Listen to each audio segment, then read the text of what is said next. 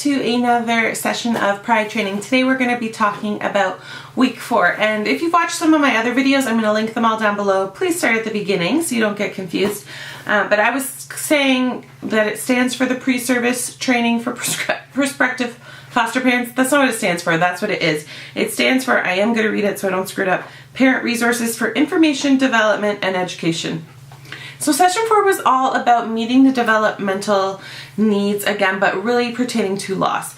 So we all experience loss, whether it's loss of a family member, loss of a pet, loss of a job, loss of connections, things like that. The type of loss that foster children have to deal with is immense.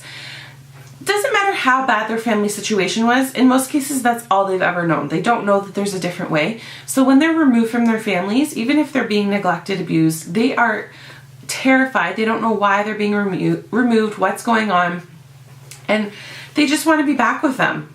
They just want to be back with their mom or their dad, or their siblings, whoever it may be, whoever they're being separated from. So the type of loss that these kids have to deal with is huge, and it was really kind of just this week was training us on how to help these kids kind of grieve this loss, stay connected through the loss, that sort of thing.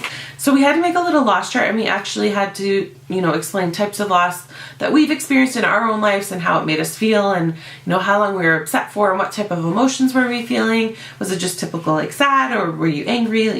All of that. So then we talked about the circumstance of the loss, the effect that it had on us, and if there was help received. So then they brought it back to foster children. So not only are they losing like people and connections, they actually lose parts of themselves when they go through foster care. So they kind of just went through this loss history chart, kind of when the child comes into care, when they start getting visits, when the plan is to return home, and how it affects them and what they lose. So a lot of times, especially if kids have gone through abuse, they feel worthless. They feel like they're not good enough. They feel like their needs are not being met by their caregiver. And that is a huge loss of self-esteem, self-respect. And you'll see this a lot in foster children, especially, like, unfortunately, I don't want to generalize, but especially in females. If they don't have that normal, loving, nurturing relationship from their father, you'll see them start to act out sexually very, very young in age.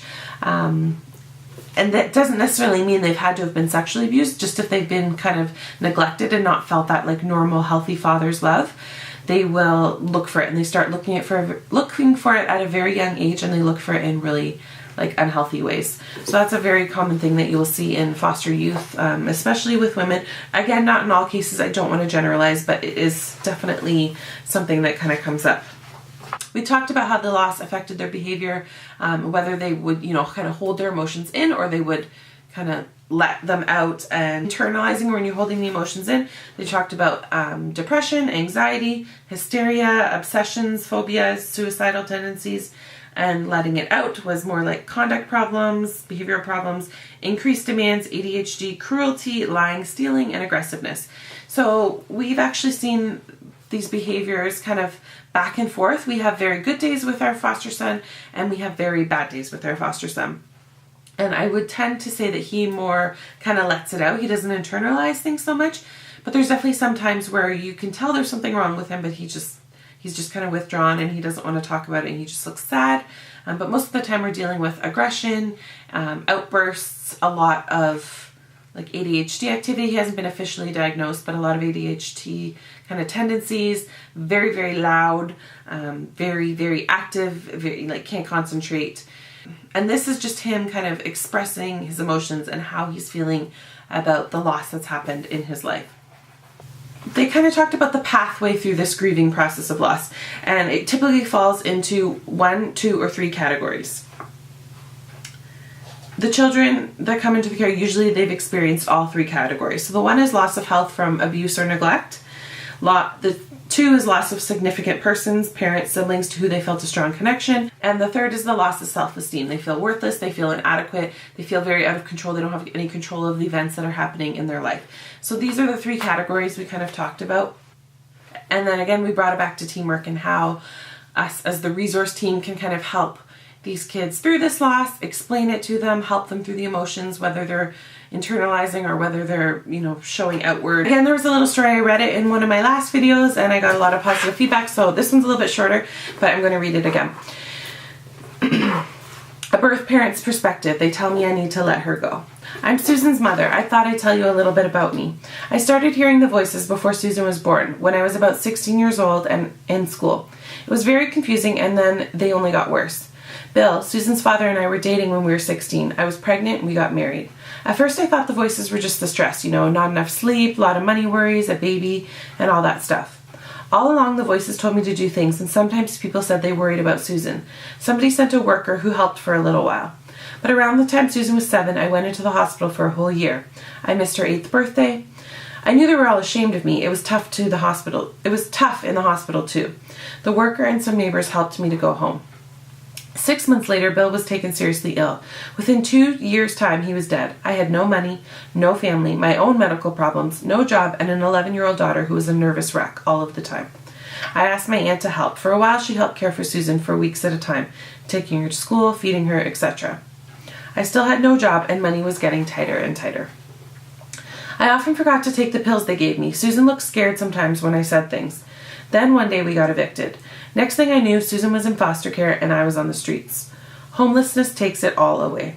I know Susan needs to live in a house and go to school, have friends, and live with people who can care for her, but I'm not there.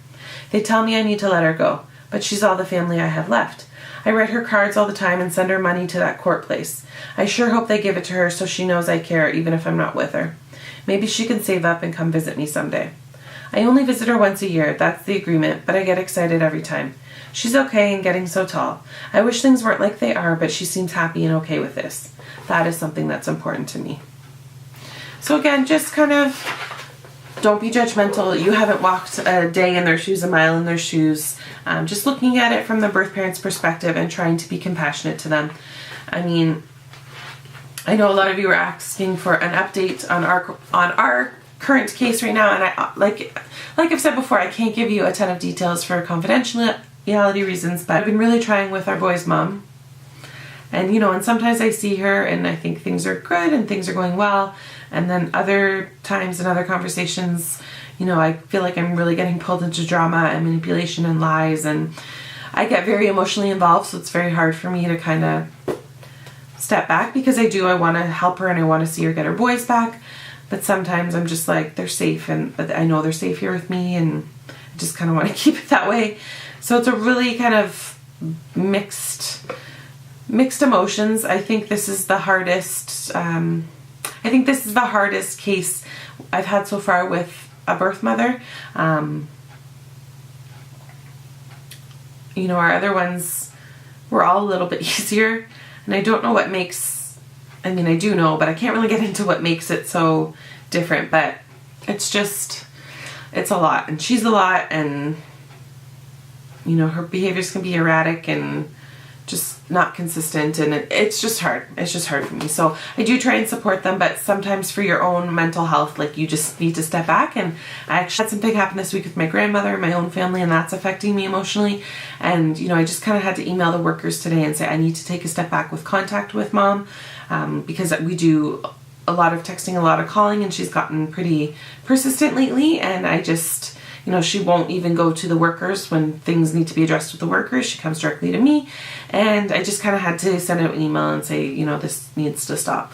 And we just got news that the visit schedule is going to be changing, so the boys are going to get some time in the home with their mom, which is awesome. It's a great sign towards reunification, and if all goes well the next couple weeks, they're going to get even more time. So it's exciting to see things kind of progressing. As much as we're going to miss the boys, I do feel it's best that they are with their mom. She does love them. She definitely loves them a lot. She definitely tries her best. And who are we to judge if her best is good enough, right? Who are we to break up families because it's not maybe the way we would parent or whatnot? The agency does everything they can to ensure that the boys will be safe when they go back home, and we just have to trust in the agency's decisions, because I only know a small part of what's going on in her life. So we have to trust in the family's worker decisions and the judge court's decisions. We have court in a week. But yeah, anyways, that's a quick update at the end of the Pride training session 4 that I wanted to talk to you guys about. If you like this video, please give me a thumbs up. Don't forget to subscribe. It's been great to connect with some other foster mamas and, I've been getting a lot of questions and a lot of private messages, and I love to answer questions and kind of connect with you guys, so thank you so much. All the links down below. I would love to connect with you further. Anyways, guys, thank you so much for watching, and I'll see you on the next one. Bye.